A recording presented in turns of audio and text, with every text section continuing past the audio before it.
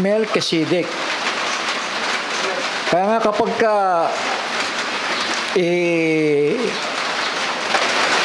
inisa-isa mo yung katangian ni Melchizedek, without a father, without a mother, without beginning of days, without end of life, yung mga ganong katangian, wala kang makikitang ganong uri na bagay maliban sa Ama na sa langit, di ba? Bagmat ang papel niya is para mag-mediate sa creation. Tama? Para mag-mediate. So, anong ginamit is theophany body, the tree of life. So, say amen. Alam niyo ba yan?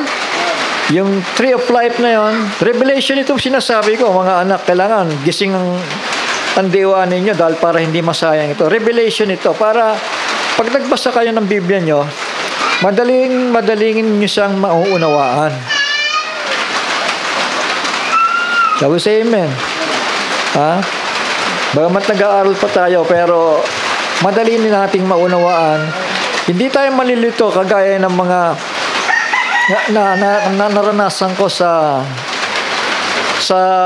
mundo ng end-time message believer. Akala nila naunawaan na nila lahat ng mga bagay. Pero sa kadahilan ng may mga bagay silang gustong intindihin, pero may mga bagay silang ayaw tanggapin. So, gano'n na nangyayari. Tama? Kailangan pagka Biblia ang binabasa natin, lahat yon babalansihin mo para lumitaw ang purong katotohanan. Natandaan natin, ang Ama sa langit, na siyang eternal spirit, sabi nga, 1 Timothy chapter 6, verse 16, who only had immortality. Shall we say amen? Pag sinabing immortality, hindi mo siya mapapatay. Amen? Sa mundo ng end time, yung Diyos nila namatay tapos nabuhay uli. Wala pong ganong uri ng Diyos. Tama? Dwelling in the light which no man can approach onto. Walang makalapit nga sa kanilalagyan ng Ama. Walang sinaman taong makalapit doon at mabubuhay.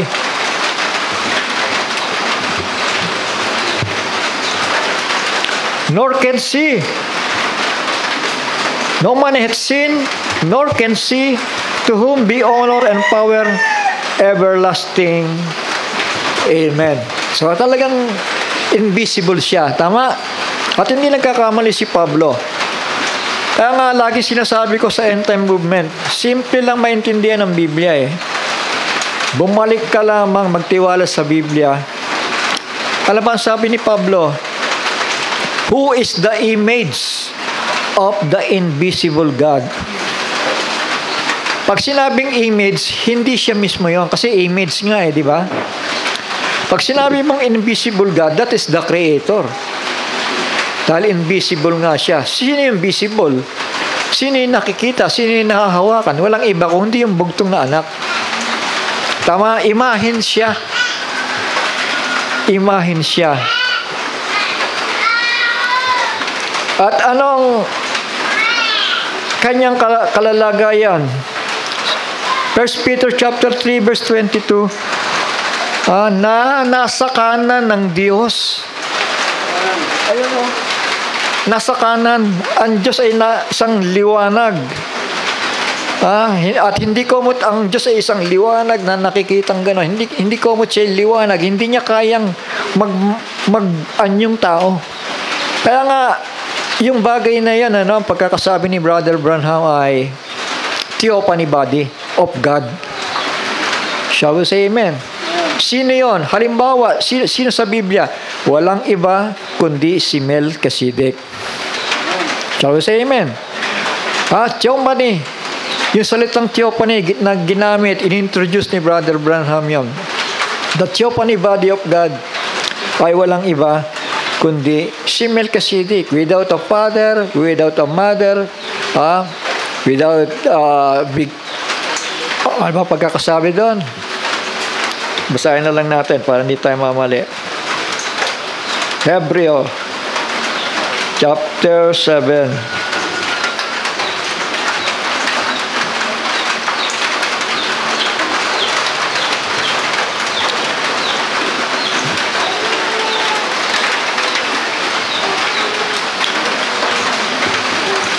Kaya mapalad si Amang Abraham dahil naka-encounter niya ito tulad ni Adam and Eve. Sila'y naka-encounter sa kanya. Then the rest, the manifestation of God through angelic beings. Ganun na naging manifestation niya. Gumamit na siya ng mga anghel. Pero yung una, yung tree of life na yon, walang iba kundi si Melchizedek. Sabi dito, without the Father,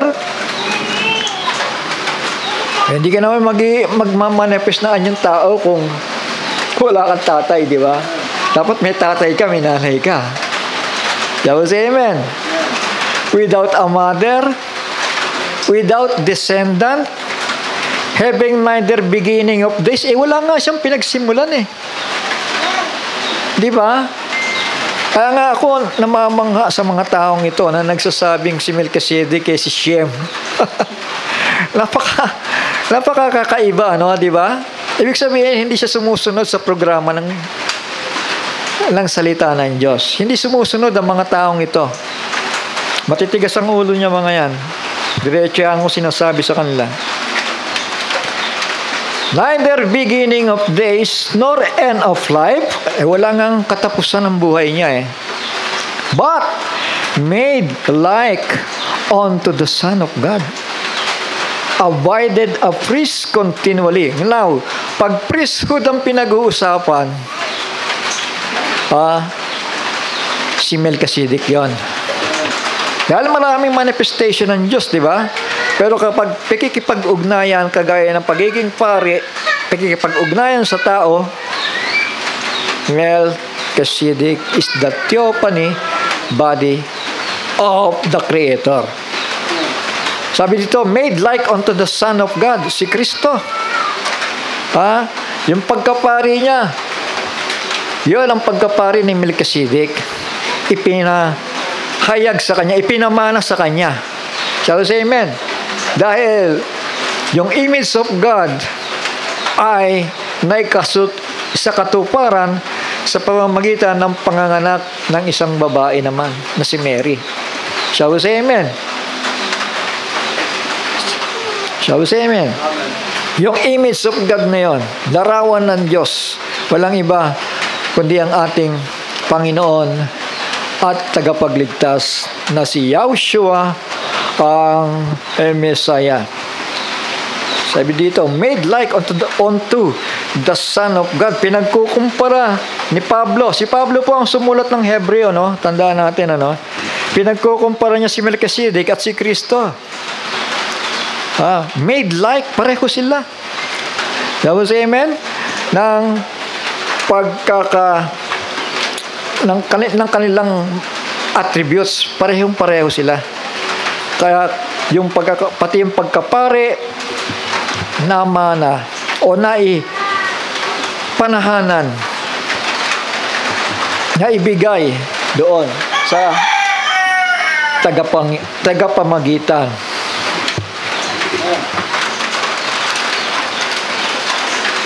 Doon nakaraang araw, merong isang mga ngaral, part 8 na nga, Godhead pa rin Isa lang yung tinatanong ko, hindi masagot mga kapatid Bakit si Kristo may tatay? Yung tatay naman may anak. Bakit sasabihin mong si Kristo siya rin yung ama? Napaka magulo pagka gano'n ang kaisipan, Kasi nagiging tawag dito, Johnson, idolatry. Masyado tayong naniniwala sa sinasabi ng isang lingkod ng Diyos na kailangan natin ng revelation para maunawaan natin yung kanyang mga sinasabi. Dahil tandaan natin, Pag binabanggit natin yung Father, Son, and Holy Spirit, mga kapatid, mga anak ko, yung tatlo na yon, pag pinag-usapan ang fullness of the Godhead, nandun na sa tatlo na yon. Shall we say amen? The Father, the Son, and the Holy Spirit, nandun na ang fullness of the Godhead. Pero tandaan natin, pag binabanggit ang Ama, that is the Creator. Tama, wala nang duda doon. Pag binabanggit ang Anak, that is the Redeemer. Tama. And the Redeemer is the image of the unseen God. At nasaan yung unseen God na yon? Nananahan sa Kanya. Kaya pwede mong sambahin ang Anak bilang anak ng Diyos at may pahayag ka, kaya ka sumasamba, kaya mo siya iginagalang, kaya mo siya itinataas sa kadahilanang ang Ama ay namamahay sa Kanya. Shall we say amen? Ngayon, pagdating sa Holy Spirit, alam natin, ito ang fullness of God. Pero, meron nagre-representa ng Holy Spirit. Sino yon? Di ba? Walang iba kung hindi ang Comforter, na isusugo ng Panginoon, ang Spirit of Truth na isusugo ng Panginoon. Sabi ni Kristo, siya ang magagabay sa inyo sa lahat ng katotohanan. At sa lahat ng mga sinabi ko, siya rin yung magpapaalala sa inyo at magpapakita sa inyo ng mga bagay sa harapan.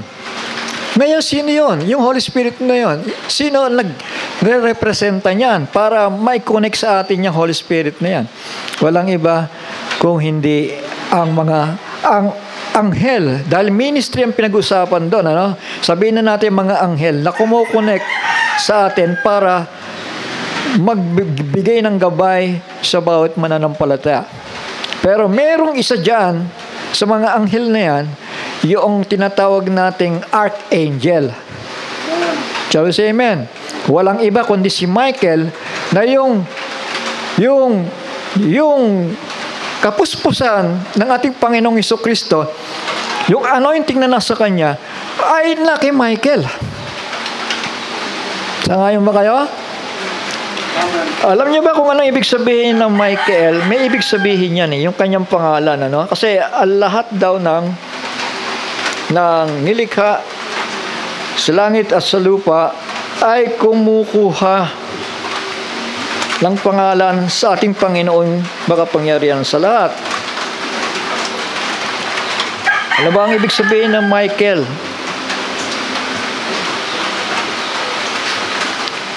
Ang ibig sabihin po ng Michael, yung kanyang pangalan, yung me, who. Hebrew ito, Hebrew text ito. Who, yung ibig sabihin ng me, M-I, who. Yung ka, bali anong ambig kasi, Mikael. Sa English, Michael pero Mikael, parang ganon, yung who, yung me, ibig sabihin ay who. Yung ka, like or as. Yung L ay God. So pag pinagdugtong mo, who is like God? Sino yun? Si Michael. Michael is like God. Ganun lang. Pag binuo mo yun, Michael is like God. Kaya yung mensahe ni Brother Johnson, na yung anghel na yun, na kumuha ng seven-sealed book, ito yung, tandaan natin, may kapamahalan na kumuha niyan, at magbukas, walang iba, ating Panginoong Jesucristo, di ba? Because of the anointing. Pero bakit si Michael nagkaroon ng kapamahalaan para hawakan yung seven-sealed book na yan, the book of Revelation? Dahil si Michael ay the one who is like God. Naintindihan natin? Representasyon siya ng Ama. Representasyon siya ni Kristo. Dito, yung propeta natin, nagsalita dito. Kung naniniwala itong mga taong ito sa propeta, meron dito yung sinabi si Brother Branham, And at that time, Michael shall stand the great prince. Quotation ito, ha? Tinawag siyang the great prince. Daniel chapter 1 yon. Chapter 12 verse 1. Michael was Christ. Christ meaning the anointed one. Meaning, Michael is anointed by God. Shall we say amen? Pero, ang kaiba lang niya kay Kristo, hindi mo ba pwedeng sambahin o luhuran si Michael?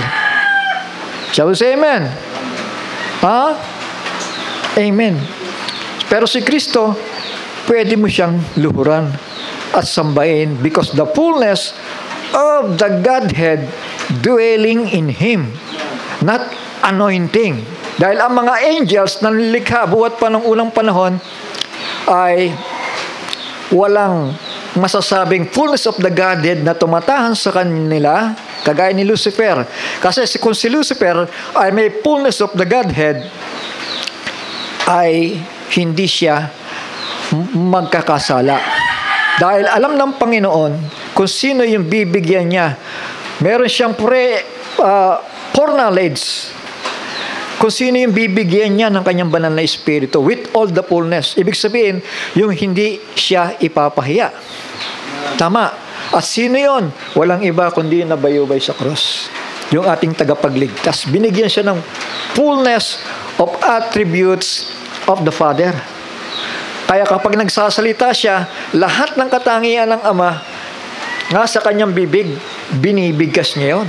Kaya nagkaroon ng kalituhan sa mga taong walang revelasyon eh. Tama. Tandaan natin yung anghel nagsasalita ng kagaya ng Ama.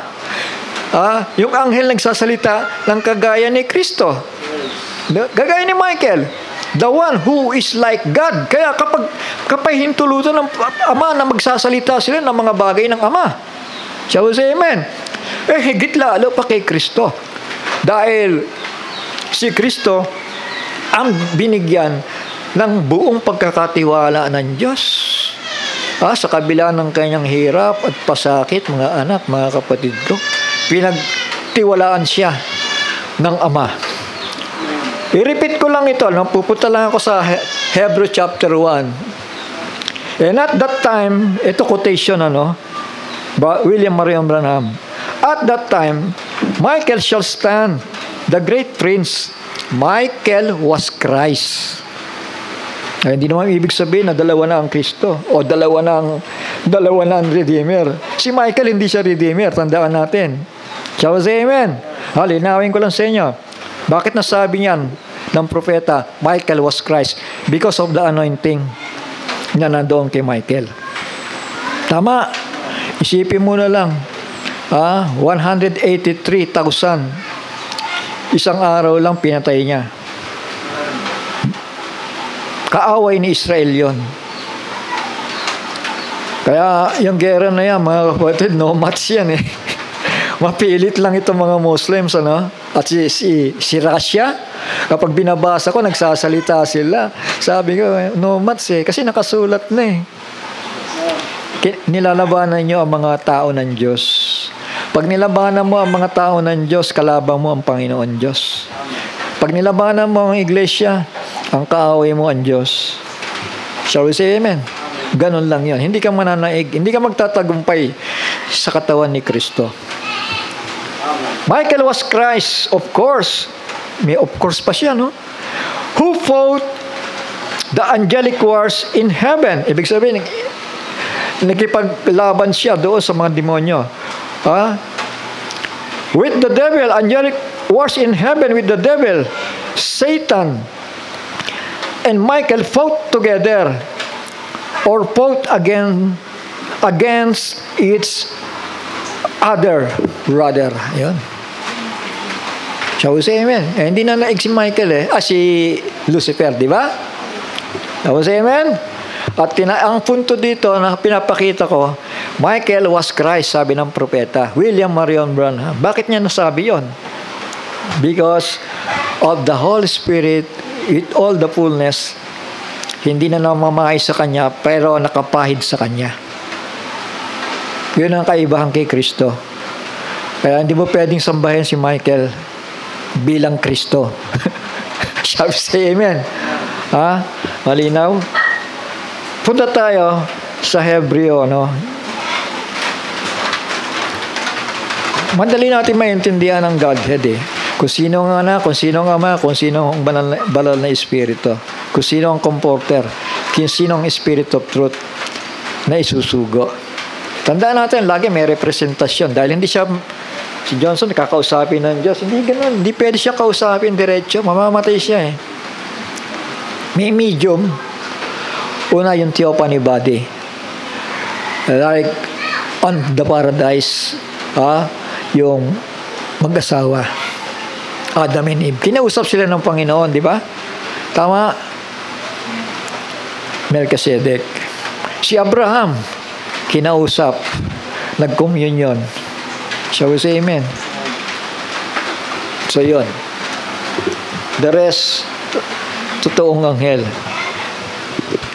Hebrew chapter 1, verse 1.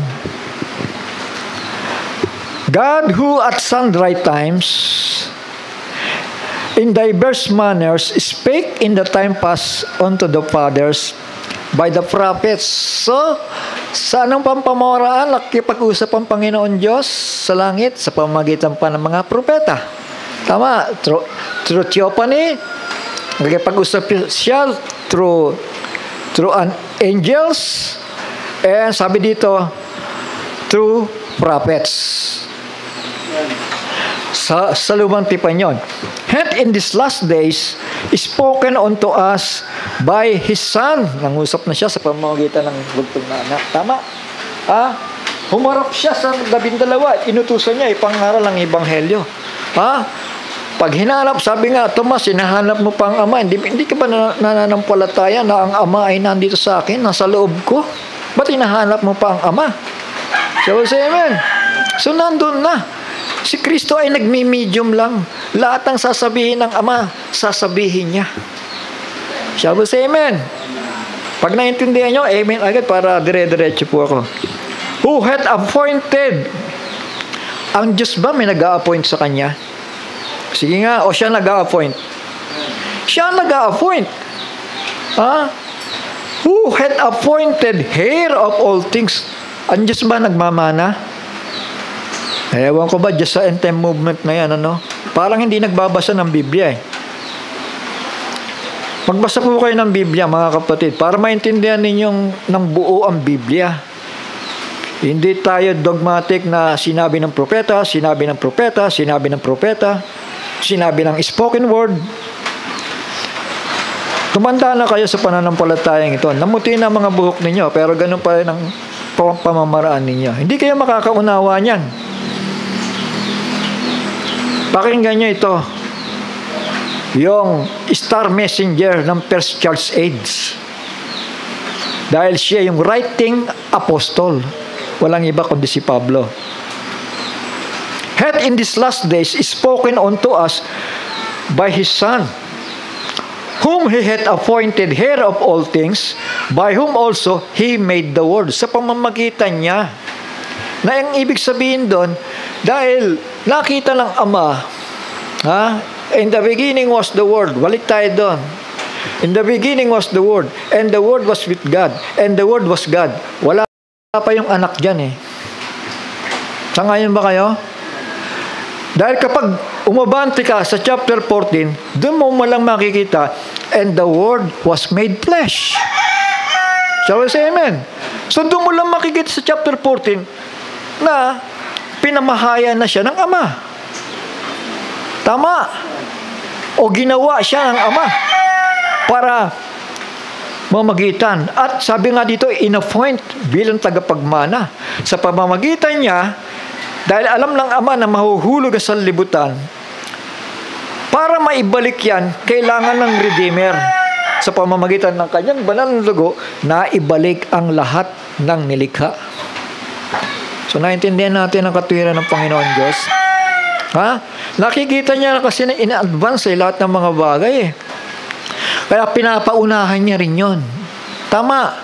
Nang naglikha siya, nakita niya, teka, sandali, mahina ang tao. Siguradong mahuhulog. Pero nagreserba siya ng another Adam, the second Adam. Naintindihan po natin. Sabi ng mga ngaral, napakalalim daw, napakahirap daw intindihan.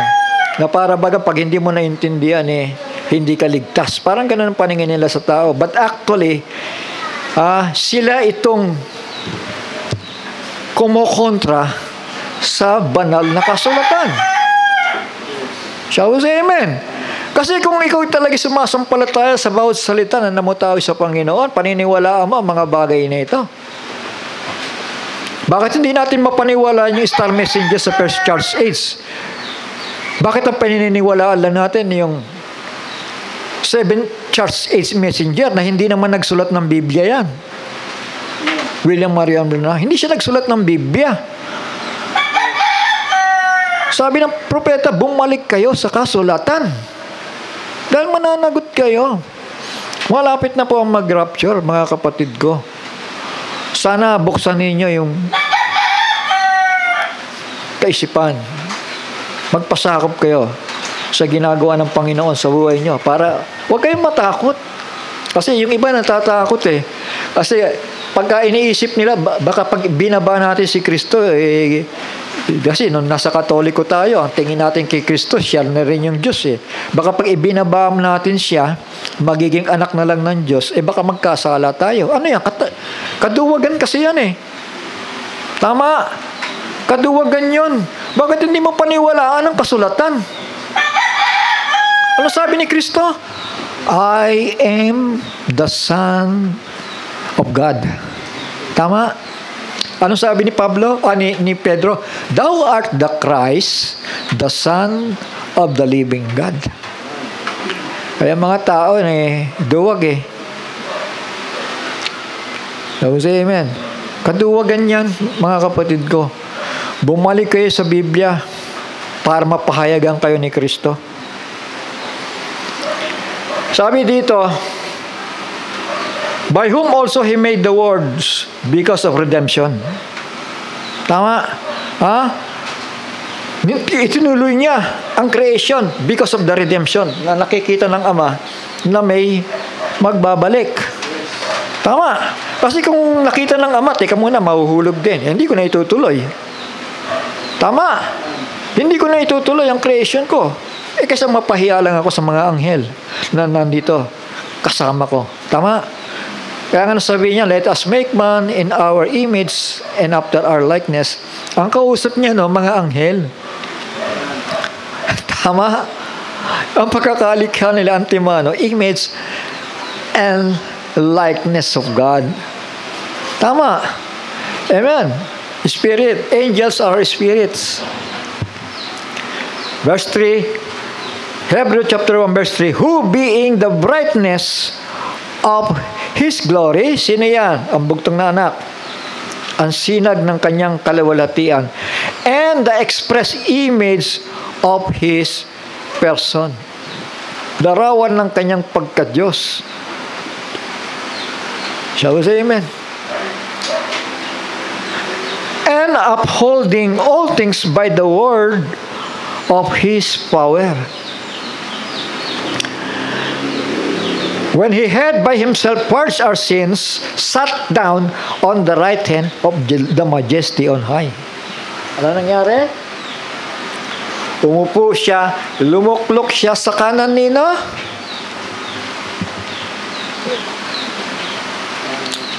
Sa kataas-taasang makapangyarihan sa lahat. Shall we say amen?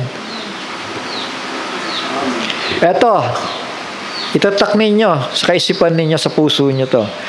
Being made so much better than the angels. Mas kakaiba siya. Tama? Mas better siya. Tama? Mas maina, mas mabuti siya kaysa mga anghel. Kahit kay Michael pa yan, kahit bagamat tinawag ni Brother Branham na si Michael ay Christ because of the anointing. Tama. Pero kay Kristo, ang kaibahan, bakit si Kristo sinasamba? Dahil namamahay sa Kanya yung eternal spirit. At hindi na aalis yon hanggang eternidad dahil siya ang representasyon ng Diyos na hindi nakikita. So, say amen. No man hath seen God. Hindi siya makikita. Kaya sa panahon ni Moises apoy ang nakikita nila. Clouds ang nakikita nila. Shall we say amen? Nandoon nangungusap ang makapangyarihan sa lahat. Being so much better than the angels, as he had by inheritance obtained a more excellent name than they. Nagkaroon siya ng mataas na pangalan. Kinuha niya yung pangalan ng Ama. Tama. Anong kaibahan ni Michael? Ginagamit niya yung nagsasalita siya, I am Yahushua. Sabi niya doon, ako'y babalik. Si Michael yan, nagsasalita Tama, Brother Johnson? Revelation chapter 1 verse 1. Siya yung inutusan ni Kristo para si Michael lumapit sa mga servants na kagaya ni Juan para magpakita ng mga bagay sa harapan. Shall we say amen? Yung anghel na yon, who is like God? Shall we say amen? Michael, who is like God? Shall we say amen?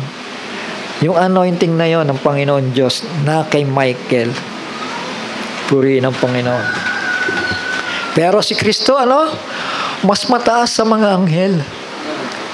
Tama. Si Michael, hindi siya nagpasamba. Pero si Kristo, sinamba. Tama.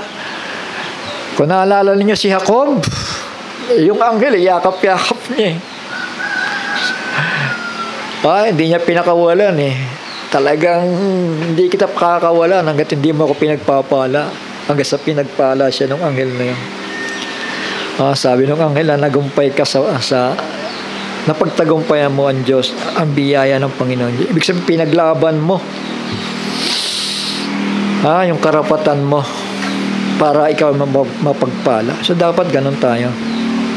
Pag alam natin pagpapala, wag natin bibitawan yan. Yung anghel na yon, hindi naman sinamba ni Jacob Tama. Nilabanan na yan. Nag-wrestling sila Brother Johnson, sanay sa wrestling. Wrestling silang gano'n, Tama. Hindi siya napakawalan. So, sige, pagpapalain na kita. Ito na yung pagpapala mo. Bitawan mo na ako kasi mag-uumaga na So, say amen. So, yan. Makikita natin ang kaibahan ng anghel at ng ating Panginoong Jesucristo. Ang anghel hindi nagpapasamba. Tama. Revelation chapter 22. Malinaw na yon.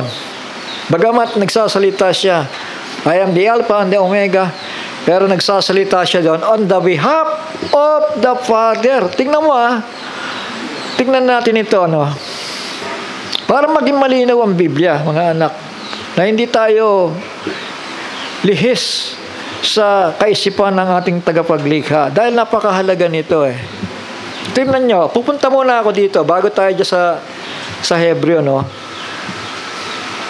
dito sa John chapter 3 verse 34. Si Juan mismo yung pinagpakitaan ng vision ng Book of Revelation. Sabi po dito, he that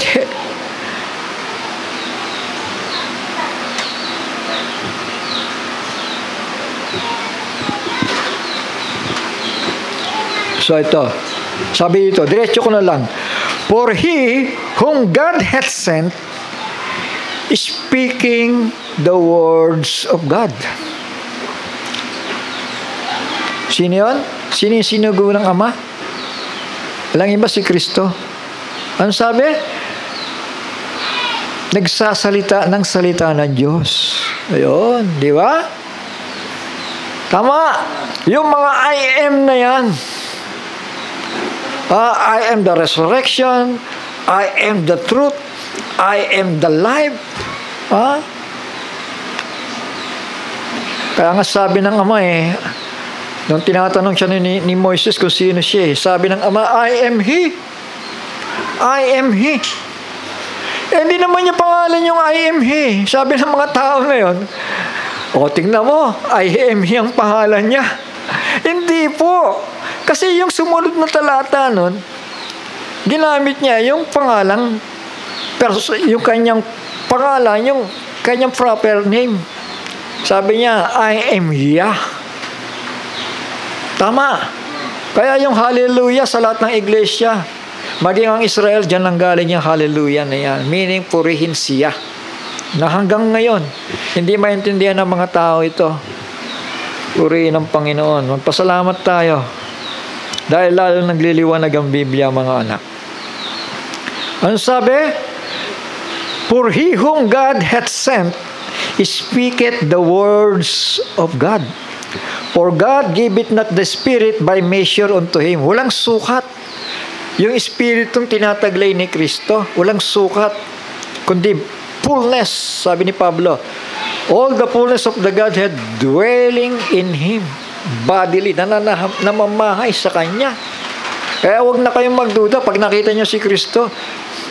Pinahintulot niya na sumamba kayo sa Kanya kasi yung buong presensya ng Panginoon, yung fullness of God, nasa Kanya. Namamahay sa Kanya yung fullness of the Godhead. Pero yung anghel, sa maliwanag lang, Revelation chapter 22, hindi siya nagpasamba yung anghel na yan.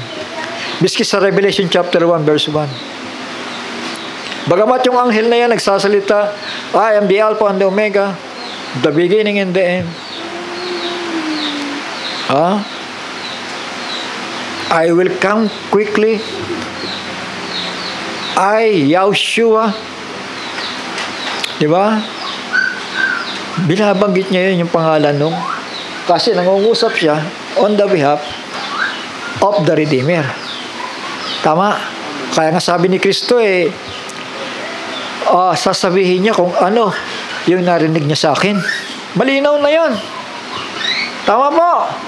Diba? Aalis ako. Pero isusugo ko sa inyo ang comforter at magsasalita siya kung ano ang sasabihin ko sa kanya. I will send him from the Father. Amen? Hindi niya sinabing mismo ang amang babalik o sino man, kundi I will send him to you, the comforter, and he is from the Father. Mga kapatid, ministering spirits yun. Verse 35, the Father loved the Son. So you see, hindi naman pwedeng the Father love the Father. Hindi naman pwedeng ganon, mga end-time movement. Hindi naman pwedeng ganon po. The Father loved the Father. Hindi pwede. Sabi dito, the Father loved the Son and hath given all things into His hand. Hindi ba? He that believed on the Son hath everlasting life. Kasi nga mediator siya Walang makalapit sa Ama maliban sa pamamagitan ko. Tama, kailangan may dugo kayo. Tama. May dugo kayo, may banal na dugo na nagmumula sa akin para kayo mailigtas. Kaya mga Muslim, walang mediator. Ang Israelites, walang mediator. Kailangan nilang mediator Tama. Hanggang ngayon, ang Israel naghihintay ng kanilang manunubos. Hindi nila alam lumakpas na. Shall we say amen? Kaya si Israel nagsasuffer. Kailangan nilang bumaka. Laman sa laman yun. Yun ang naging dealing sa kanila. Kaya huwag na tayo magtaka. Dahil under the law sila. Tama? While tayo, under the grace, may mediator tayo. Tama? Hindi tayo kailangan gumanti sa kaaway natin. Kasi sabi niya, siya ang gaganti. Tama ba? Anong sabi niya? Magpakabanal tayo. Maglinis tayo. Kung paano ang Ama ay banal, magpakabanal din naman kayo. So, hindi kailangan mabayaran ng dugo ng pagkakasala ang bawat kamay na mananampalataya. Tama? But Israel, pinahintulot yun. Dahil ang dealing sa kanila is under the law. Tama. Na under the law, pinapahintulutan yung ngipin sa ngipin at mata sa mata. Kapag umatake kayo, atakihin din namin kayo. Di ba? Yan ang sinasabi ni Netanyahu. So, say amen? May pananampalataya sila na hindi sila papabayaan. Dahil pinakita na sa lumang tipan, di ba? Napakarami nilang kaaway, hindi na nanagumpay sa kanila. Tama? Maliban na may kasalanan sila, saka sila nagiging talunan.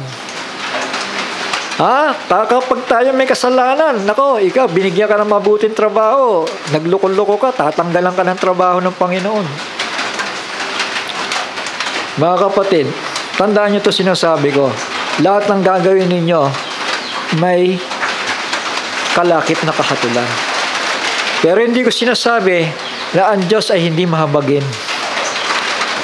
Kapag humingi tayo ng awa, humingi tayo ng patawad, ibabalik ng Panginoon ang pagpapalang binabawi sa iyo.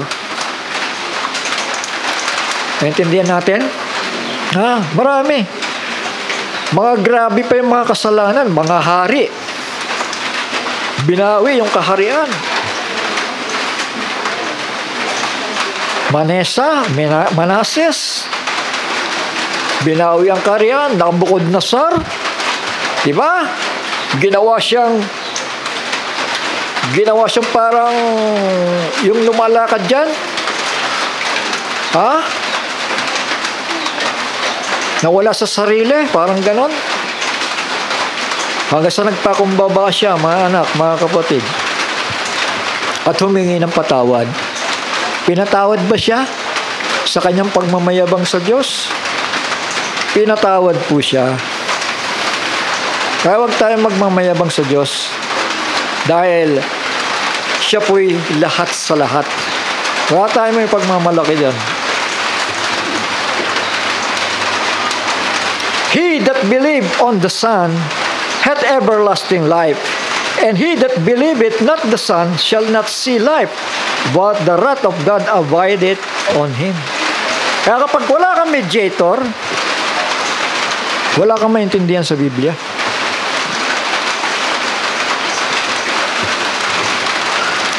Yung meron naman, tinanggap nga ang mediator, pero hindi naman nagpatuloy. So, say amen. Ibig sabihin, natakot, ipaubaya sa Espiritu Santo ang pagkakaunawa. Kaya ang labas, mangmang na dalaga. So, say amen. O kaya yung mga nagbabaliwala. Na kung kailan pabalik na ang Panginoon saka pa nag-i-stay sa bahay. So, say amen. Dapat kung alam mo nang pabalik ang Panginoon, lalo kang maghanda sa buhay mo. Lalo kang magpakumbaba.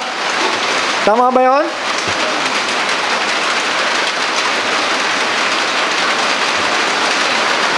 So, say amen? Lalo kang magpakumbaba at sabi nga, magbantay nga kayo. Magbantay nga kayo. So, say amen? Sabi sa verse 5, for unto which of the angels said he at any time, thou art my son. So, ito na yung difference, ng mga anghel kay Kristo. So, say amen. For unto which of the angels said he at any time, thou art my son. Ikaw ay anak ko. Sabi niya, this day have I begotten thee, and again I will be to him a father, and he shall be to me a son. Sino yun? Yahushua, Hamasiya, binigyan ng pangalan na mataas sa lahat ng pangalan. Tama? So, say amen? Sabi ng mga tao, wala daw junior, wala daw senior Yung terminology na junior at senior sa tao lang naman yan But in reality, sa pag bumalik ka sa Biblia, visible and the invisible. Tama. So say amen? The image of God. Hindi ba si senior image of junior ganun yun Tama. So say amen? Pangalan ng Ama, dala-dala niya. Salita ng Ama, dala-dala niya. Gawa ng Ama, dala-dala niya. Maliwanag ba yun? Anak kay Kristo lahat kasi namamahay nga sa Kanya. May kapahintulutan ang Ama. Kumbaga nag-uusap na sila. Tama. Para gawin ang mga bagay ng Ama.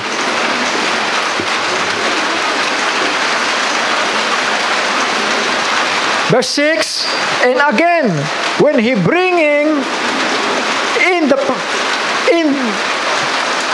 when he bringeth in the first begotten into the world, he said, let all the angels of God worship him. Sasambahin pala siya ng mga anghel. Sino yan? Si Kristo, yung bugtong na anak. Sasamba sa Kanya ang mga anghel. Bilang anak ng kataas-taasan. And of the angels, he said, ano ito? Kailangan malinawan nyo ito Quotation po ito Punta lang tayo doon sa isang translation. Para lalong maging malinaw sa atin.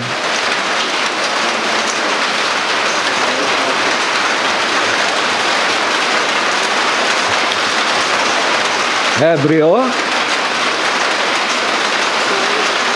chapter 1.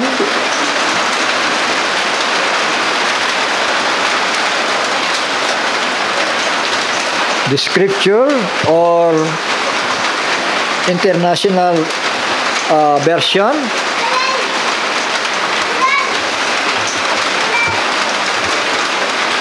In verse 6, and when he again brings the firstborn into the world, he says, then quote, let all the messengers of Elohim reverence to him. Diba, anghel sasamba sa Kanya kay Kristo. And of the messengers, indeed, he says, who is making his messengers spirits and his servants a flame of fire. So, yung mga anghel. Ano yung mga anghel? Mga spirit. Tama. Who is making his messengers, who is making his angels, spirits, and his servants a flame of fire. Mga servants pala yan, mga angels, mga messenger. So, say amen. Ginawa ang pagkakalikha sa kanila ay espiritu. Verse 8, but to the Son, patungkol kay Kristo, he says, nag-quote siya. Saan ito kinote? Sa mga awit, sa Salmo, Your throne, O Elohim, patungkol sa anak, patungkol dito. Patungkol sa kanyang pananagumpay yun, Patungkol sa kanyang pagtubos. Patungkol sa anak, sabi doon. Patungkol sa pagtubos ng anak para maging malinaw sa atin ang lahat. Your throne, O Elohim, ang iyong trono, Ama, o makapangyarihan Diyos, is forever and ever. Hindi ibig sabihin, etong anak tinawag Elohim, Hindi ganun, Tama. Dahil itong talatang ito is quotation sa Salmo. Puntahan na lang ninyo yung Salmo para hindi na ako pumunta doon. Ito, Psalms 45 verse 6.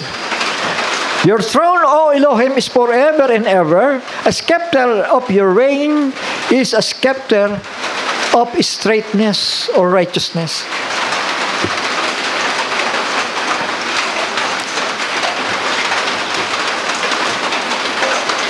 Ibig sabihin, quotation ito sa Salmo.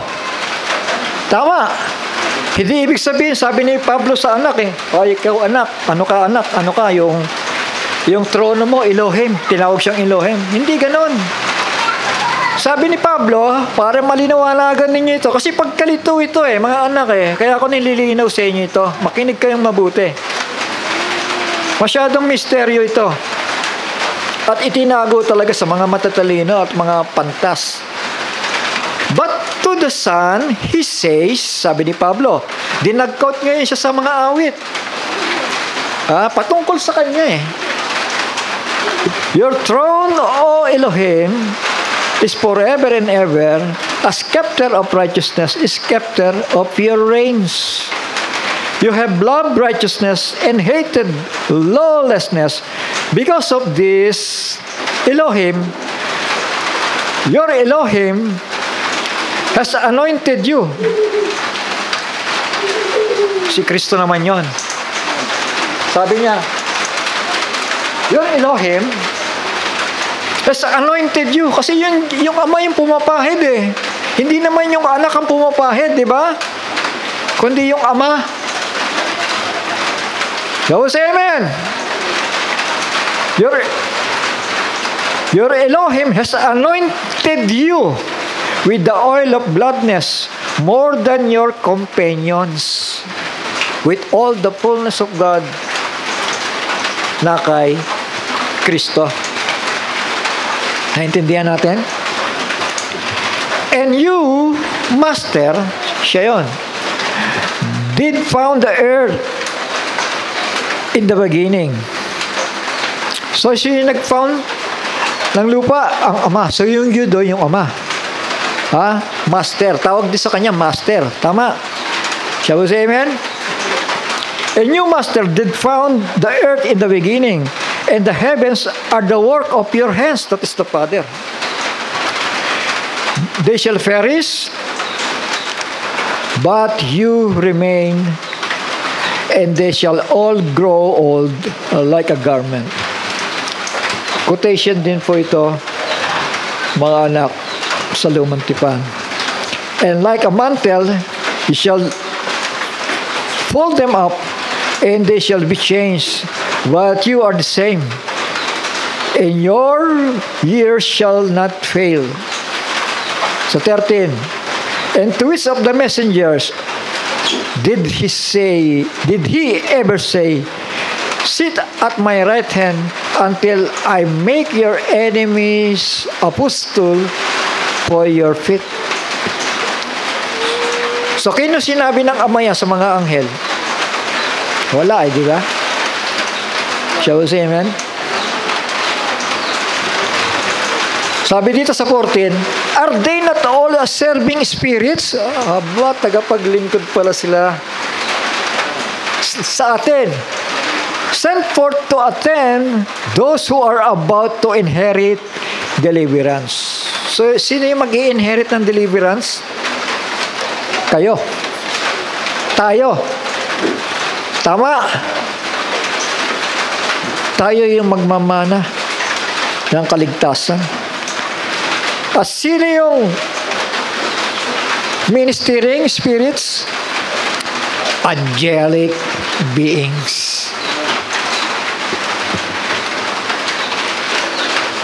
Aga pa.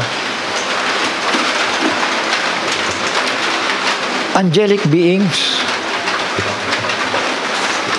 Mga ministering spirits. So, nakikita natin ang kaibahan, Shall we say amen?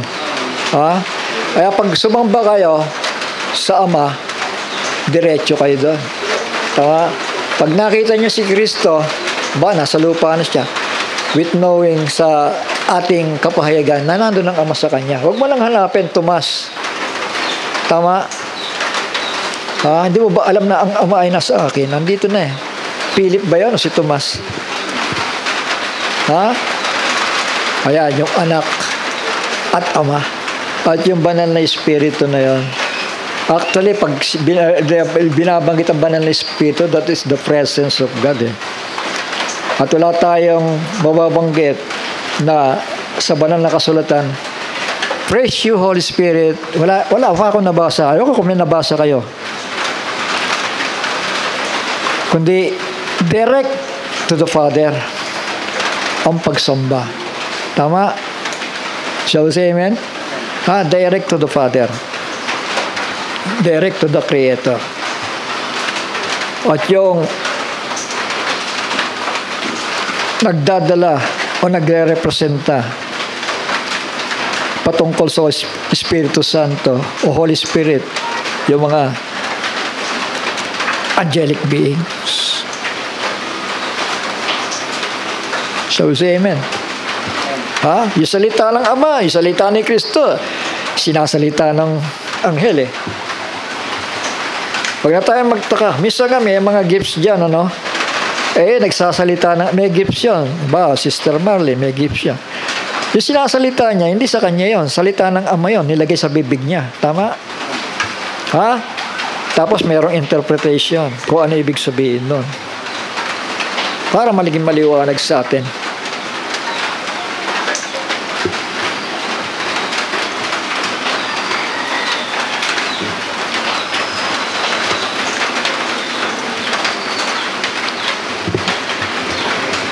Matthew chapter 14 verse 33. Then they that were in the ship came and worshipped him, si Kristo sinamba, saying of a truth, thou art the Son of God. Sabi say amen. Sinamba siya bilang ano? Bilang anak ng kataas-taasan. Bilang Redeemer. Revelation chapter 5 verse 13. And every creature which is in heaven and on the earth and under the earth, and such as are in the sea and all that are in them, heard I saying, blessing and honor and glory, pagsambayan, and power be unto him that sitteth upon the throne. Sino yun? Revelation chapter 19 verse 4, that is God, the Creator. Amen? And glory and power be unto him that sitteth upon the throne and unto the Lamb, the image of the invisible. Amen? Forever and ever. Yung iba, ginawa yung Ama, yung dinadinang anak eh. Kaya nga may end dito eh. Tama?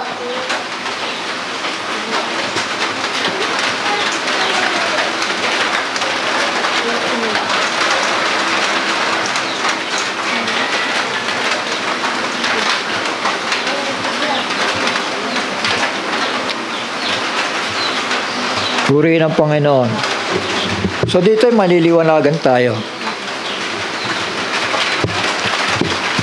Dahil kapag minsan yung mga anghel nagsasalita na para sila yung Ama.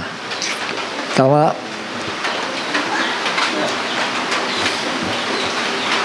Exodus chapter 23 verse 21. Hindi ko alam kung nabasa na natin ito.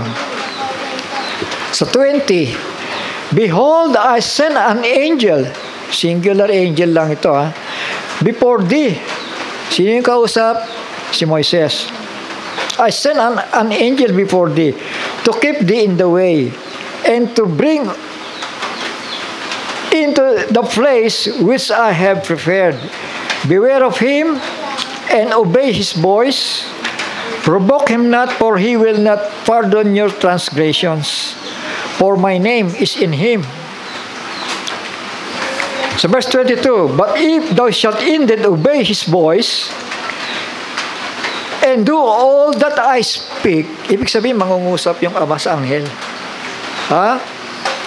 Then I will be an enemy unto thine enemies, an adversary unto thine adversaries. Shall we say amen? Praise the Lord. Alam nyo, si Moises, nung umakyat sa bundok, nakikita lang niya doon yung apoy, tsaka yung anghel ng Panginoon na nangungusap. Shall we say amen? Ha?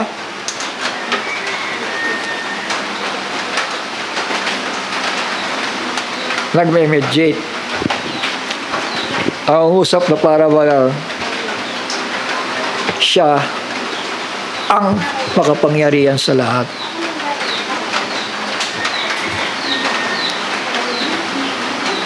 Dahil talagang wala sino ang makakakita sa kanya at mabubuhay. Miski ang mga Israel, marinig ang kanyang tinig, umaalog literal, nagsalita, kumukulog Sabi sa amen? Kumukulog, lumilindol. At sabi ng mga Israelita, Moses, ikaw na lang ang mangusap sa amin. Huwag na yung Panginoon kasi natakot sila Nag-aapoy yung bundok Sabi sa amen? Lumilindol.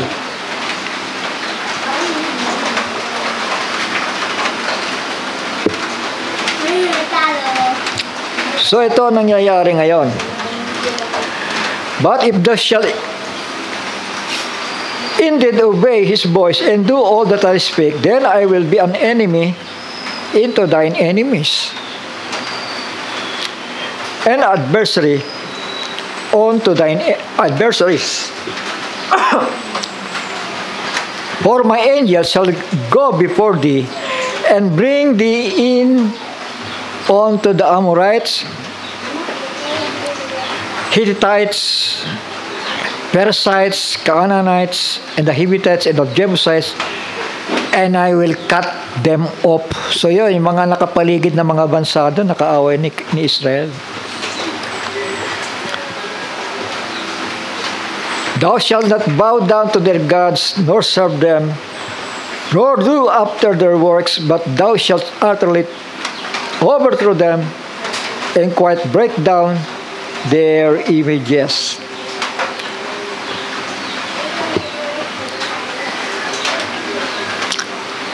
Hanggang ngayon yan, hindi papayag ang Diyos si Israel sumamba sa mga maling Diyos.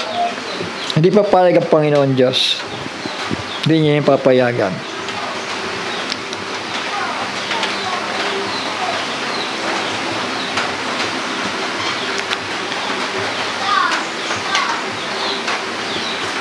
Praise the Lord.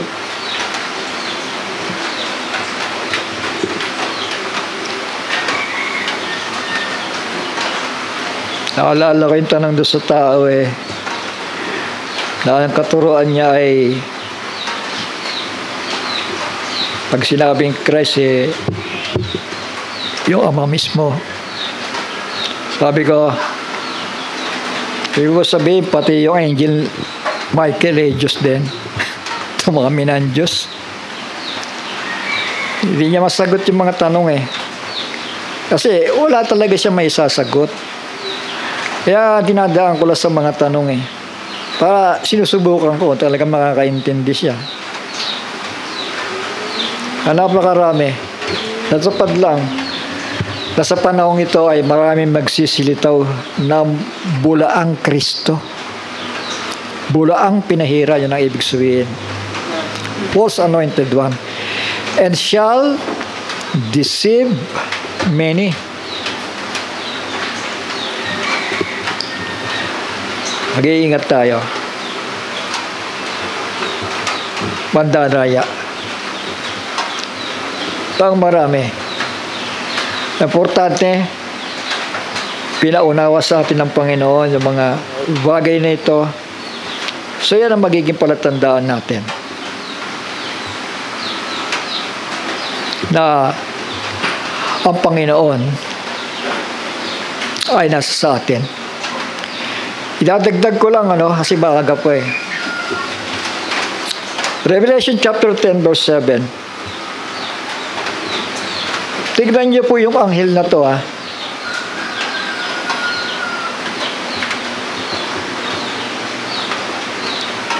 Reminder lang ito kasi paulit-ulit ko lang itong pinangangaral, eh. And I saw another mighty angel.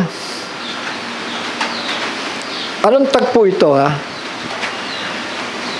Dito yan.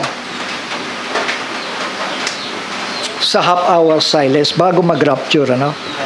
And I saw another mighty angel come down from heaven, clothed with a cloud, and a rainbow was upon his head, and his face was as it were the sun, and his feet as pillars of fire. Yung anghel na yung pag tinignan mo, para siyang si Kristo. Tama? Para siyang Diyos. Tama? Amen? Huwag kayo malilito sa mga terminology ginagamit ko, ha? Kasi yung mga unang sinabi ko, tama na yun, eh. Uunawain na lamang natin. Kaya kami minsan sinasabi kong Christ is God because of the fullness of the anointing. Tama. Kaya sabi ni Brother Branham, Michael is Christ. Kaya kahit balik-baliktarin mo yon, pag may revelasyon ka, pag sinasabing Christ na ang kay Kristo, that is the fullness of God. Intindihan natin? Ha? Fullness. Huwag tayong malilito doon. Kaya yung larawan ng anghel na ito, nung makita siya ni Juan, para siyang Diyos, para siyang si Kristo. Di ba? Pero sabi niya dito, no? I saw another mighty angel. So ano yung nakita niya? Si Kristo ba? O yung Ama? Ang nakita niya, angel, eh. Tama? Come down from heaven. From heaven pala galing ito. Clothed with cloud. Manifestation of God, di ba? Yung clouds, di ba? Sa Israel. Naggagabay siya bilang clouds doon sa gitna ng araw. And a rainbow was upon his head. Sa kanyang uluhan, may rainbow. Ha? Ano ang binabadya? Ano? Yung covenant ng Panginoon Diyos. And his face was as it were the sun. Nagliliwanag yung kanyang mukha. And his feet as pillars of fire. Pero ano to? Angel ito, ha? Tama. Sabi ni Brother Jackson, angel portraying Jesus Christ. And Jesus Christ portraying God. So wala namang problema doon. Tama. Kailangan lang, kaya ganun ang pananalita ko, mga anak. Kasi para masanay tayo na may malinaw na kaunawaan doon sa atin. Nasusundan ba ninyo sinasabi ko? He is the image of the invisible God. Wala ka nang hahanapin. Ang Diyos na kay Kristo. Tama. Here he sent a little book open. Ano yun? The seven sealed book. Kasi, alam niyo ba yung seven sealed book na yan? Walang may karapatang humawak niyan maliban kay Kristo. Tama. Shall we say amen? Maliban sa Kanya. At siya rin ang makakapagbukas ng mga hiwaga ng aklat na yon. Shall we say amen? Sa Kanya yung lahat ng autoridad. Pero pagdating dito, dahil bukas na yung aklat na yon ng kapahayagan, panahon na para ipahayag sa tao. Tama. Dahil hindi man nanatiling sarado yan, dahil binuksan na nga ng mediator, tama. Naintindihan natin? So anong ginawa? Ipinasa sa anghel. Tama. na itong anghel na ngayon na bumababa dito, ito ngayon ang magbibigay ng revelasyon sa mga servants at isinadya si Juan. Tama. So say amen? He had in his hand a little book open. Bukas na. Tama. Ibig sabihin pala, yung book sealed with the 7 seals, habang sarado pa yan, walang sino mang pwede mapagbigyan yan. Dahil nasa kamay ng mediator na umupo sa kanan ng Ama. Tama. Pero nung nabuksan na ng Panginoon ang mga hiwaga na yan, ibig sabihin, wala nang may sisekreto pa sa Book of Revelation. Book sealed with the 7 seals. Huwag kayong malilito, no? Pag sinabi kong Book of Revelation, that is the Book of Seals. Tama. Ano ang dumagdag dyan? Yung salita ni Juan. Shall we say amen? Kasi yung all the secrets, nakaselyo yun, ipinakain na kay Juan, ipinakita kay Juan. At sino nagbukas ng mga sikreto? Ang Panginoon. Kaya nung bukas na yan, malaya na yung ipinasa sa isang anghel na bumababa. At yung anghel naman, ipinakain naman kay Juan. Kasi wala nga ibang may karapatan nun Nung sarado pa yung aklat na yon. Pero nung nabuksan ng mga hiwaga na yon, ibinigay sa anghel, yung anghel naman, ipinakain kay Juan, at yung si Juan naman, ipinahayag,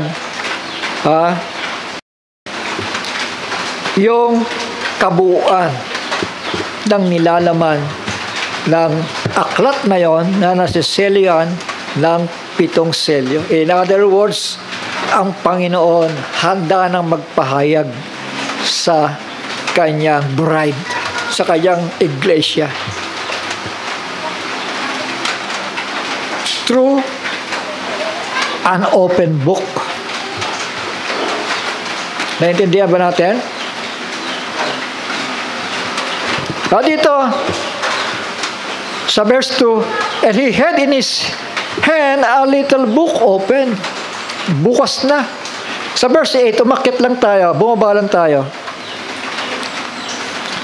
And when he had opened the 7th seal, kasi yung 6 binuksan na ni Kristo, di ba? Yung mga hiwaga nun. Ito yung pang-7, nung binuksan ito, and when he had opened the 7th seal, there was silence in heaven about the space of half an hour. Nagkaroon ng katahimikan. Ibig sabihin, sinekreto. Tama. Kailan ngayon mahahayag yung sikreto na yan? Ng 7th seal. Doon po yan mabubuksan sa pamagitan ng mighty angel na bumababa at ipinasa yung revelasyon sa 7 tao. Kasi dito mapansin nyo, he had in his hand a little book open. Bukas na. Bakit bukas na? Kasi tinanggal na yung selyo. Yung 7 selyo, tinanggal na Shall we say amen? Pero habang sikreto yon at walang magpapahayag dan, sino nga mararapture?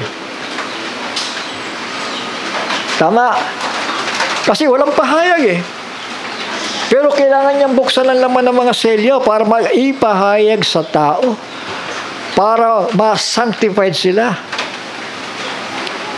sa pamamagitan ng pahayag. Kaya yan ang rason kung bakit natin pinag-aaralan ng Book of Revelation. Kasi sabi nga ng mga simbahan, huwag natin pag-aralan yan, hindi natin maintindihan yan. Pero paano ka mararapture?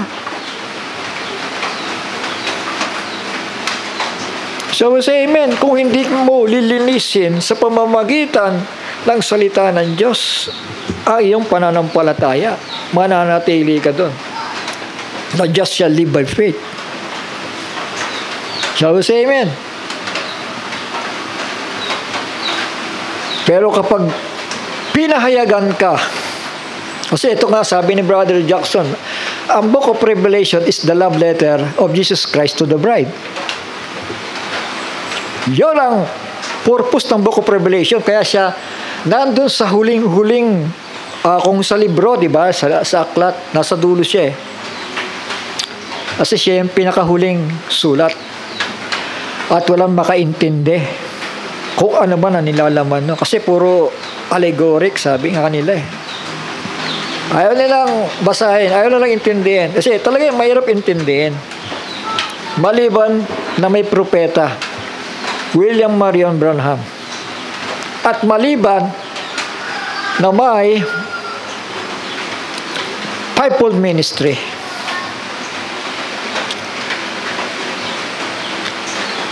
At malibang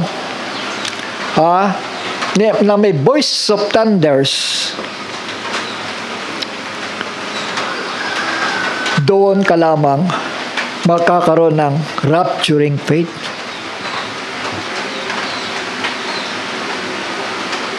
At hindi nyo ibig sabihin, mag-amen kayo para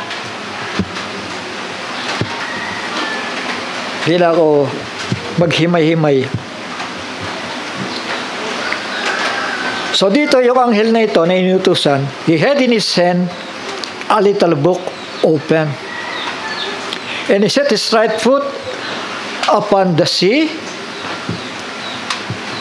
Ano sinisimbolo ng sea? Mga tao. Karamihan ng tao. Gentiles, sabihin natin, Gentile nations. And his left foot on the land of Israel. Kasi itong makapangyarihang anghel na to, sino yung anghel na who is like God? Yun ang meaning ng pangalan niya, Michael eh. The one who is like God. Sino yan? Si Michael. Isipin mo, ang laki-laki niya, no? His left foot on the earth and on the sea. Naintindihan natin? Si Michael ito.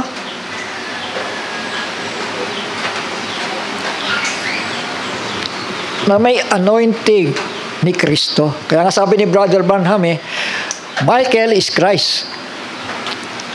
Propeta yon. Tama. The same anointing ni Christ na kay Michael. Michael, the one who is like God. Yan ang meaning ng kanyang pangalan. Naintindihan? Yun, may nag-amen. Salamat. He cried, and had in his hand a little book open. Yung mga sekreto na yun ng aklat, bukas na. Wala na may sekreto pa. And he set his right foot upon the sea, and his left foot on the earth, and cried with a loud voice as when a lion roareth. And when he had cried, 7 thunders uttered their voices. Ito na naman tayo sa voices. Sabi ng tao, patunayan mo na yung voices na yan ay tao. Kaya nga voices hindi yan pusa. Hindi yan aso. Hindi yan literal na leon. Kundi voices. Ang mga apostoles na magpapahayag kung ano ang sekreto ng bukas na aklat. The book sealed with the 7 seals. Kasi bukas na nga dito yung aklat, di ba? Tama. Nang bumababa yung anghel. So anong kailangan? Kailangan kung ano man ang nasusulat sa aklat na yon, may parating kanino? Maparating sa atin. Ang lalaman ng bukas na aklat na yon ay ang tinatawag nating love letter of Jesus Christ o revelation na magdadala sa atin sa kasalan. Love letter of Jesus Christ, the book of Revelation. yung understanding sa aklat na yan. Kaya yan, huling-huling aklat yan eh. Hindi para sa kanila yan. Dahil ito, 96 AD. Patay na ang mga alagad. Si Juan na lang ang natitira. Kaya hindi para sa kanila yan. Tama? Para kay nino yan? Para sa atin. Na maiintindihan natin kung ano ang mga nilalaman ng aklat na yan na bukas na. Yun ay sa darating pa yun. Dahil hindi pa nga bumababa itong anghel na to. Hindi pa bumabalik. Shall we say amen?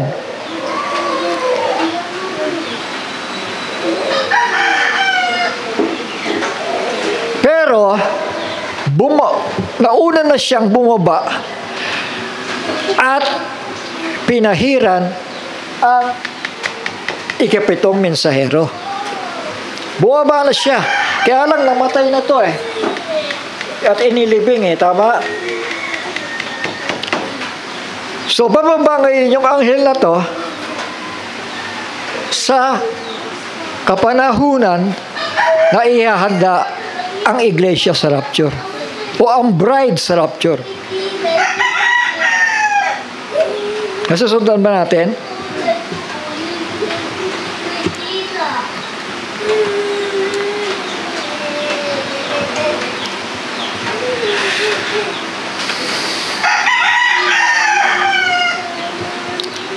So dito,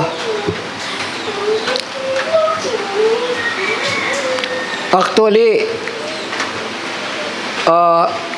pinakita kay Juan eh. Pinaalam na sa kanya nung anghel eh. Verse 4. And when the seven thunders had uttered their voices, ito na nga yan, nag-transmit na sa pito ah. Hindi isa, pito. Pitong tinig ah. I was about to write, and I heard a voice from heaven saying unto me, seal up those things which the seven thunders uttered and write them not. Hindi pinaintulot isulat. And the angels which I saw stand upon the sea and upon the earth lifted up his hand to heaven. Yung anghel na yon. I swear by him that liveth forever and ever, who created the heaven and the things that are therein are. Sumumpa nga siya doon eh, sa Ama eh, di ba? Yung Creator, sumumpa yung anghel nito. Swear by him that liveth forever and ever, who created the heavens and the things that are therein are, and the earth and the things that therein are, and the sea and the things which are therein, that there should be time no longer. Ano yun? Time no longer. Yung pagparito ng Panginoon para kunin ang kanyang kasintahan. Verse 7. But in the days of the voice of the seventh angel, mga kapatid, hindi ito si Branham. Dahil nung bumababa yung anghel na ito sa verse 1, patay na si Brother Branham eh.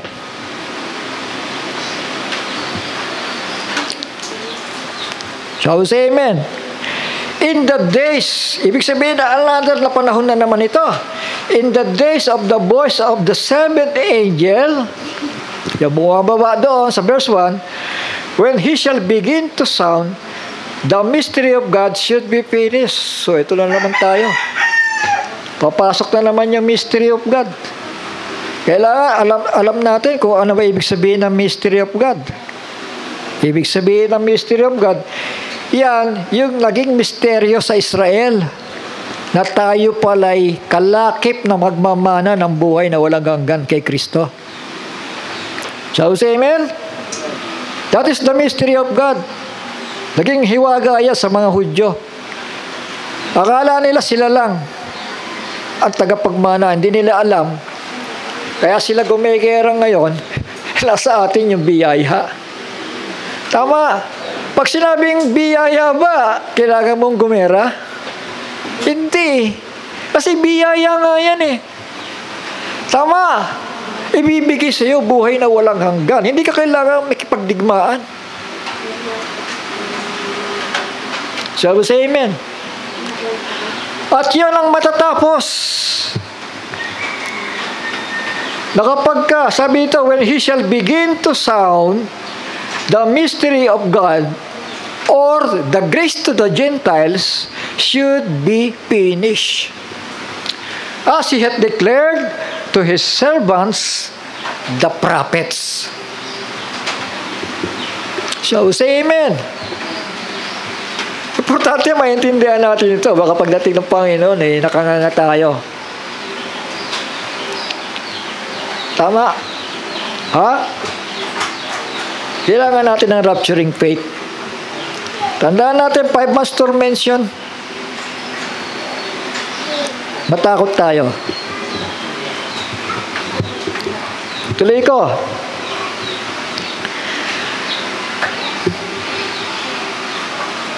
The mystery of God should be finished. Matatapos. Kailan? Sa tinig ng anghel na yan ang bumababa. And the voice which I heard from heaven spake unto me again. Sa heaven naman to. And said, go and take the little book which is open in the hand of the angel which is standeth upon the sea and upon the earth. Pupunta ka doon kay Michael. Ayan, yung anghel ni Brother Branham. Yung ikapitong anghel.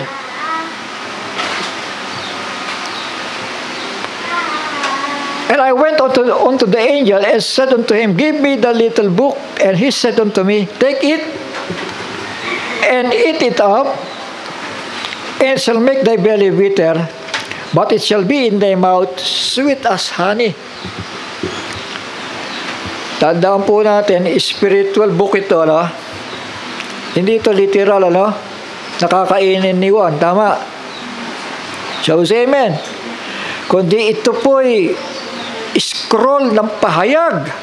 Kaya nga yung Book of Revelation, yung titulo niyan, di ba? The Revelation of Jesus Christ, which God gave unto Him.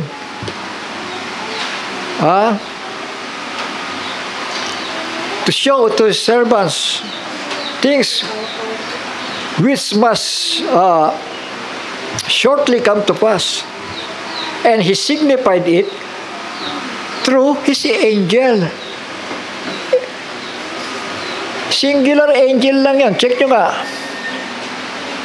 Shall we say amen? Yung revelation na yon, na nakaselyo, yung aklat na yan, nakaselyo na 7 selyo, hawak-hawak ng anghel. Si Michael, who is like God.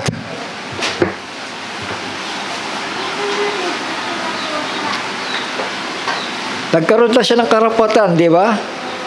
Tama. Kasi pinasa sa kanya para ibigay kay Juan.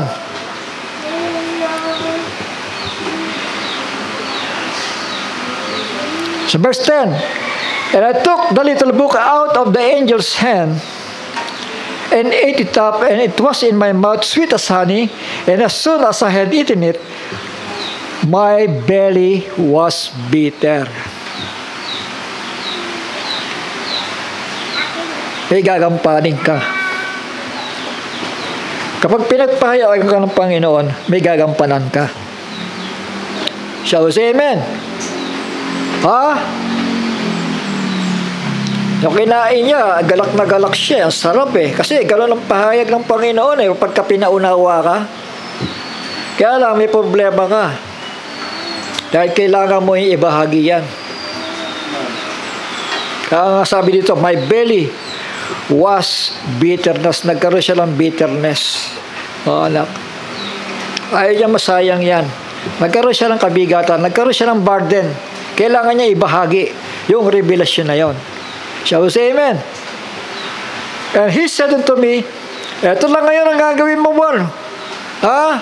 Dahil naramdaman mo yung bitterness na yan, ito ang gawin mo.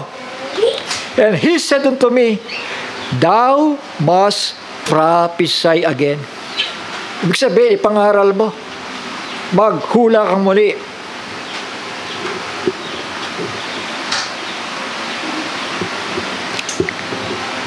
To prophesy is to preach. Thou must prophesy again before many peoples, nations, tongues, and kings. So, ayun. Patuloy na isisigaw ang laman noong aklat na yon. Shall we say amen? At ang higit na mahalaga doon, sa aklat na yon, ito yung pinaka higit na mahalaga sa aklat na yon, yung ikapitong selyo. Yung laman ng ikapitong selyo. Hello? Naintindihan natin? Yung laman ng ikapitong selyo, yun ang higit na mahalaga. Tama. Bagamat buong aklat, ibig sabihin, from Genesis to Revelation na yun. Tama ba? Buong aklat nga yung kinain eh. Amen.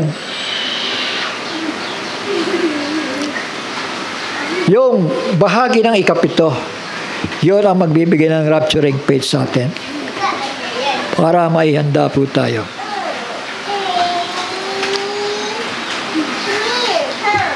Intindihan?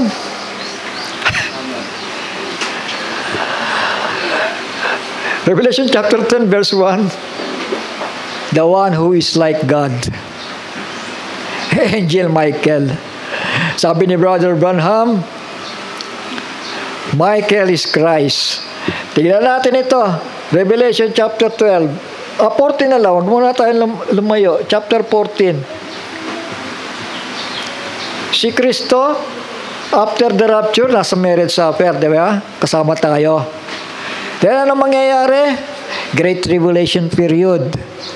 Tignan niyo yung anghel nito. Revelation chapter 14, verse 1. And lo, and I look, and lo, a lamb stood on Mount Zion.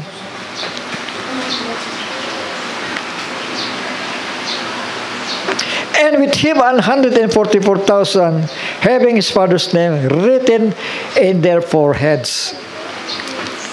Magsisimula ang dakilang kapighatian dito. Ang tagpong ito nasa middle of the week.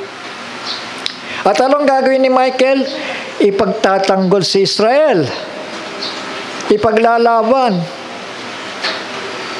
Shall we say amen? Alam. Nakita siya dito ni John as alam. Daniel chapter 12.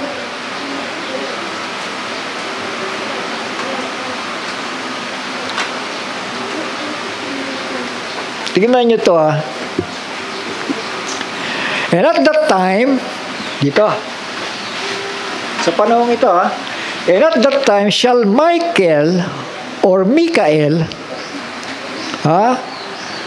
stand up, the great prince. Tinawag siya the great prince. Tinawag din siya ni Brother Branham na Christ. Kasi kay Daniel naman, the great prince. Which standeth for the children of thy people,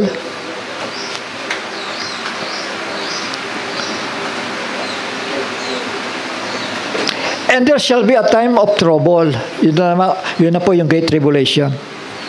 Such as never was since there was a nation, even to that same time, and at that time thy people shall be delivered, everyone that shall be found written in the book.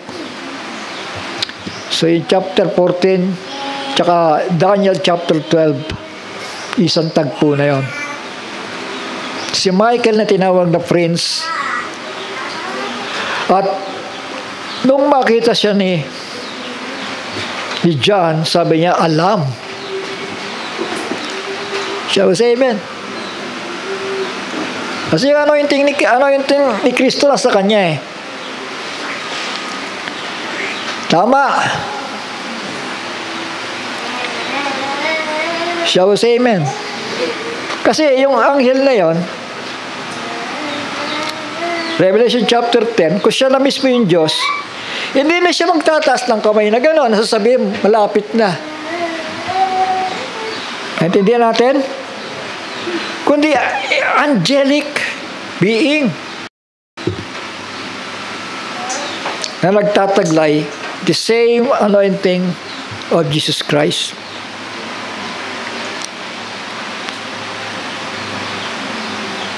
Say amen. Purihin ang Panginoon. Tinawag siyang prince. Tinawag siyang lamb. Tinawag siyang comforter. Pero kung titignan natin,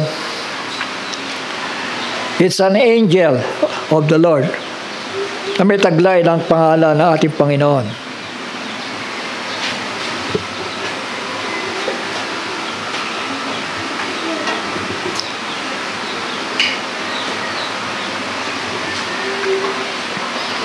Naintindihan? Nawa. So, yan po ang ibig sabihin itong Michael.